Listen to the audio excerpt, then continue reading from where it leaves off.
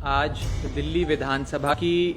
Piece and harmony committee की एक बैठक बुलाई गई थी, जिस बैठक में मुख्य तौर पर कुछ कंप्लेंट्स जो त्रिपुरा के माननीय मुख्यमंत्री के बयान के संदर्भ में इस कमेटी को भेजी गई हैं, उस पर विचार विमर्श करने के लिए, चर्चा करने के लिए आज की एक अर्जेंट बैठक बुलाई गई थी। सबसे पहले सभी मेंबर्स ने इस बयान को लेकर उन तक पहुंची तमाम कंप्लेंट्स, तमाम समाज के लोगों ने जो उनको संपर्क किया, उसकी चर्चा विस्तार से करी। फिर जो कंप्लेनेंट्स हैं, जिन्होंने ये शिकायत इस कमेटी के सामने भेजी है, जो शिकायत करता है, उनको भी आज इस कमेटी ने अपने समक्ष आने का निमंत्रण दिया। आज 3 ऐसे कंप्लेनेंट्स जिन्होंने इस कमेटी को अपनी कंप्लेंट्स भेजी, उनको आज इस कमेटी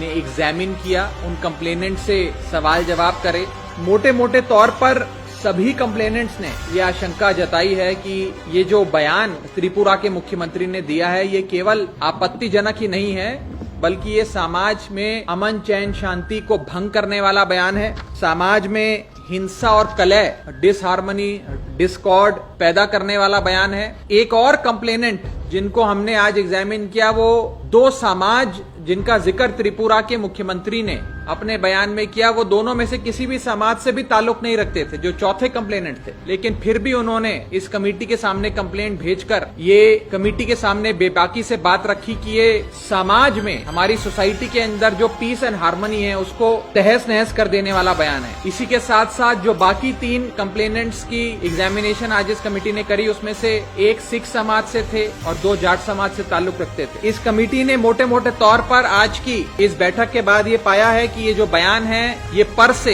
इन्फ्लेमेटरी हैं, अनएक्सेप्टेबल हैं, पब्लिक पीस ट्रैंक्विलिटी को ब्रीच करने वाला बयान है। कमेटी इन कंप्लेंट्स की कॉग्निसेंस लेगी और इस पर पूरी तरीके से अपने अधिकार क्षेत्र के अनुसार कार्रवाई करेगी। जो कंप्लेनेंट्स आज सामने आए, उन्होंने जो बातें रखी, मैं वो भी आपसे मोटे मोटे तौर पे साझा करना चाहूंगा। एक कंप्लेनेंट ने ये कहा, जिन 2 समाज को मंद बुद्धि का कहा जा रहा है, बेवकूफ कहा जा रहा है, कम इंटेलिजेंट कहा जा रहा है, वो दोनों समाज ऐसे समाज हैं जिन्होंने इस देश के सबसे बड़े संवैधानिक पद पर बैठने वाले लोग दिए। हमारे देश के राष्ट्रपति हो, प्रधानमंत्री का पद हो, चीफ जस्टिस ऑफ इंडिया का पद हो, आर्मी चीफ का पद हो, एयर चीफ मार्शल का पद हो, हर बड़े पद पर इस देश को इन दोनों समाज ने पद पर बैठने वाले बुद्धिमान और बेहद क्षमतावान लोग दिए। एक कंप्लेनेंट ने तो यहाँ तक कहा कि सर्जिकल स्ट्राइक जो अभी हमारे देश की वीर सेना ने करी, उन सर्जिकल स्ट्राइक्स में भी जो कमांडिंग ऑफिसर थे, वो भी इन्हीं दोनों समाजों में से एक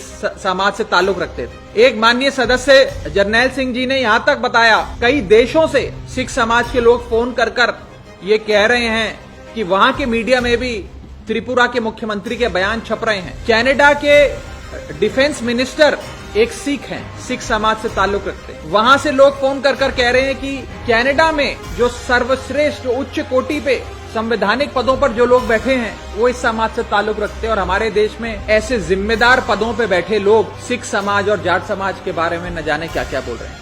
इसी के साथ साथ 1-2 कंप्लेनेंट्स ने ये जिक्र भी किया कि उनको भय हो रहा है कि उनके बच्चे जो भी इस समाज से ताल्लुक रखते हैं, वो अब आने वाले समय में यदि अपने स्कूल जाते हैं, अपने मित्रों से मिलते हैं, तो उनको ये डर है कि कहीं उनका मजाक ना उड़ाया जाए, उनको साइकोलॉजिकली परेशान ना किया जाए। इसी के साथ साथ तमाम राष्ट्रीय और अंतर्राष्ट्रीय मीडिया में इन खबरों के छपने के बाद केवल त्रिपुरा या नॉर्थ ईस्ट में रहने वाले राज्य ही नहीं, इस देश के हर राज्य के अंदर जहां जहां सिख समुदाय और जाट समुदाय के लोग रहते हैं, वो बेहद आहत हैं, परेशान हैं। कहीं ना कहीं समाज में शांति, आपसी भाईचारा भंग करने के लिए इस प्रकार के बयान दिए जाते हैं, ऐसा कंप्लेनेंट्स ने हमारे सामने ये बात रखी है। कुल मिलाकर अभी 12 के आसपास कंप्लेंट्स हमारी कमेटी के पास आई हैं। आज जैसा कि मैंने बताया, 4 लोगों का एग्जामिनेशन इस कमेटी ने किया। उसमें से 3 लोग ऐसे थे जो जाट और सिख समाज से ताल्लुक रखते थे, और एक व्यक्ति ऐसा था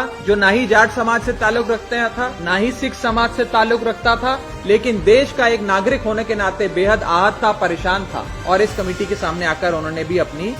बात रखी इस निंदनीय और भड़काऊ भाषण के संदर्भ में। आने वाले समय में हम इस कमेटी की बैठक को बहुत जल्द फिर से बुलाएंगे। जितने कंप्लेनेंट्स रह गए हैं उन सबको बुलाया जाएगा, उनकी भी डेपोजिशन, उनसे भी संवाद, उनका क्रॉस एग्जामिनेशन इस कमेटी के सामने किया जाएगा और ये कमेटी उसके बाद एक रिपोर्ट के माध्यम से अवश्य जो आने वाला हमारा फ्यूचर कोर्स ऑफ एक्शन है उसके बारे में अपनी बात रखेगी।